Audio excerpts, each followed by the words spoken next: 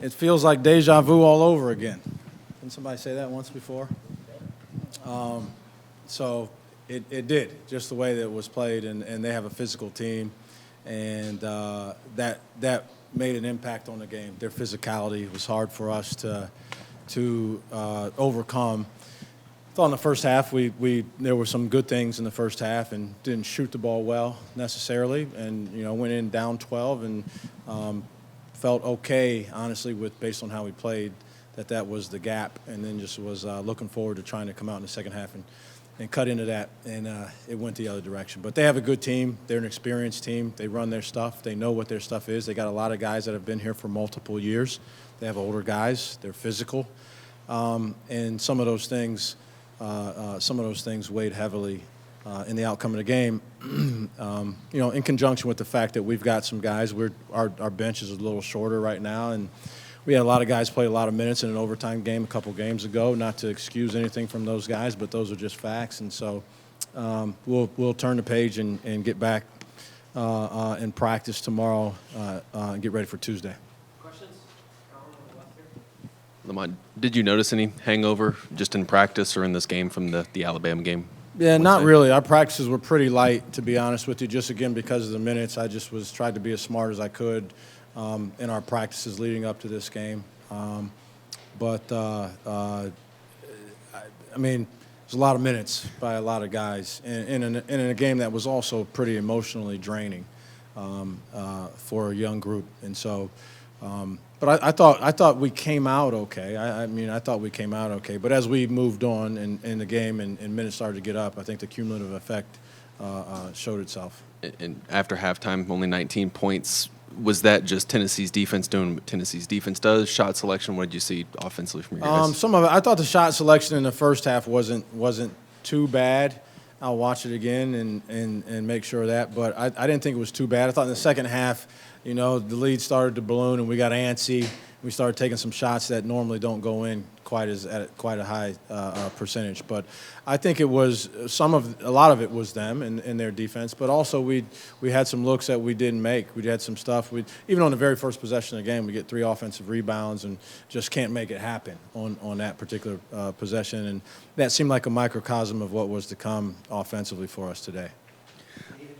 Lamont, hey.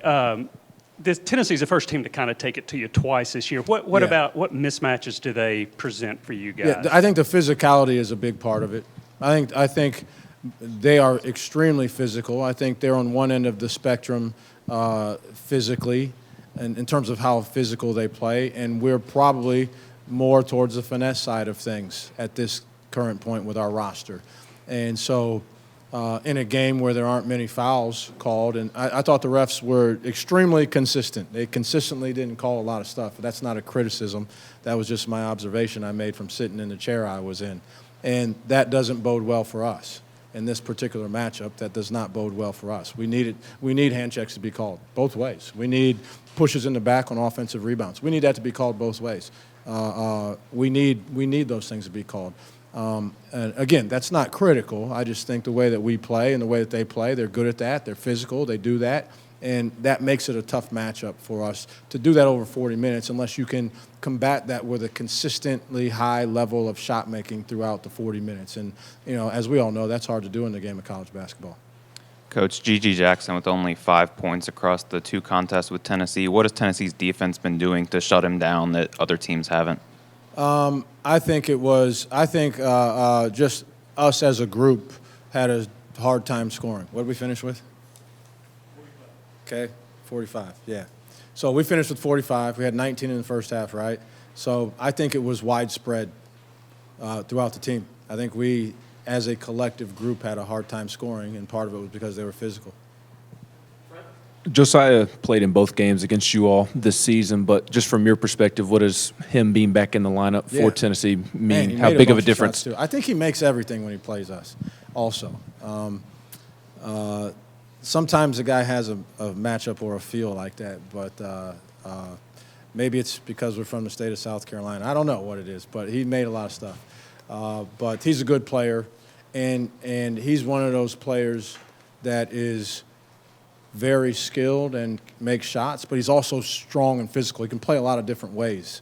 You can play him in a variety of ways in a variety of different types of games. He can adjust based if the game is called a little tighter or if they let it be more physical like it was tonight. So I think I'm not there every day at practice. I've only played them twice with him in there, and they're really good when he's in there. So he's a good player, talented player. Final week of the regular season coming up.